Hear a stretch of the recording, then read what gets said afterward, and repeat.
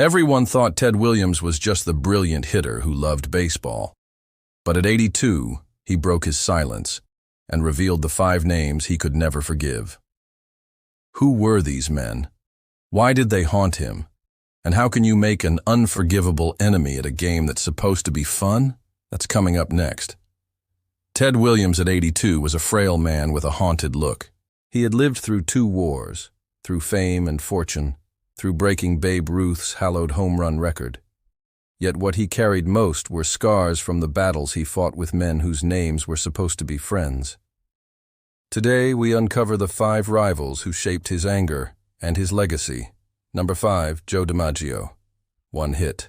406 that season, the other had a 56-game hitting streak. Can you guess which man America adored more? The first one, Ted Williams. The second, Joe DiMaggio. Elegance versus genius. It was a classic duel, except for one detail. DiMaggio won. It wasn't that Ted didn't match or beat Joe in many areas. He did. But the media spotlight, those magazine covers, the fan mail, it all went to the Yankee Clipper. To Ted, it was a torment. He saw how the public and the press worshipped DiMaggio, even though Ted was arguably a better player. And so began the silent war. Ted would forever resent the man who got everything he deserved, but not the things Ted believed he deserved too. Number 4, Jackie Robinson. For once, Ted faced a rival not just on the field, but in history itself. In 1947, Jackie Robinson broke baseball's color barrier. He was a symbol of courage, of a nation changing for the better. Fans and the press embraced him. Awards and accolades showered on Robinson. Ted, however, was bitter. He didn't dislike Robinson as a person. He admired his spirit. But he saw what the media and the fans were willing to overlook. Robinson was a flawed player. He struck out often. His fielding was weak.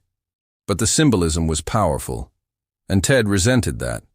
He knew he should feel the same way as everyone else. But he couldn't help but think, why must a less talented player steal the spotlight? He wanted to be remembered for his talent alone, not for the politics of the times. And so he stewed in his resentment, nursing a grudge against the man and the movement that overshadowed his achievements. Number 3, Yogi Berra. Sometimes the rival who annoys you the most isn't the strongest but the loudest. Yogi Berra was famous for his quips and his gaffes. To Ted Williams, he was a nuisance, an irritant behind the mask of a catcher. Yogi would needle Ted, distracting him before his at-bats with jokes and jabs, and then he'd erupt in laughter when Ted, unable to hold back, would unleash a furious response.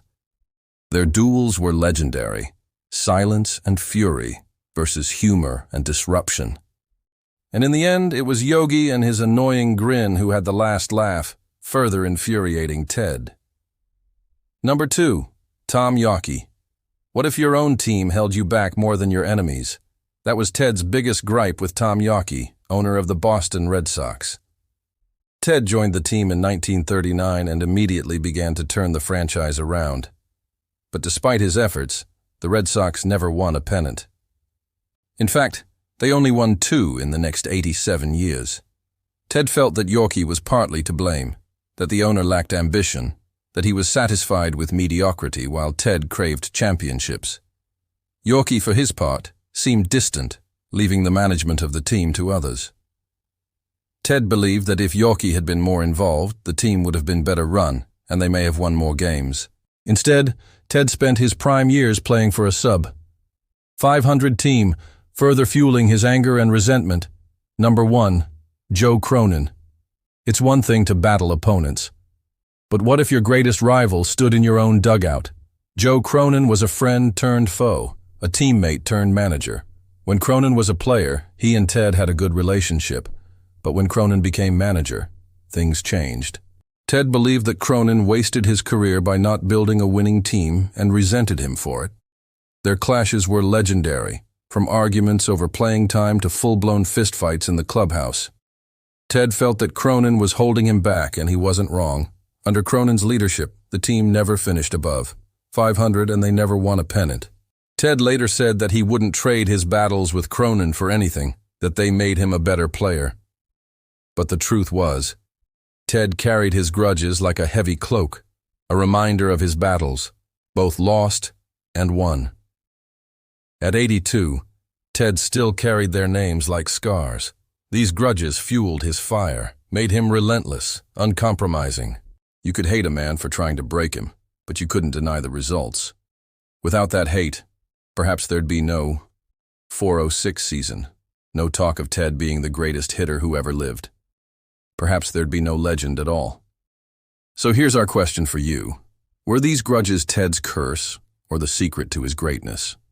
And here's another. Do you have a rival whose name you just can't forget? Share your thoughts. And if this story gave you a new look into Ted Williams' hidden battles, like, share and subscribe, because the legends of baseball are never just numbers. They're untold human stories.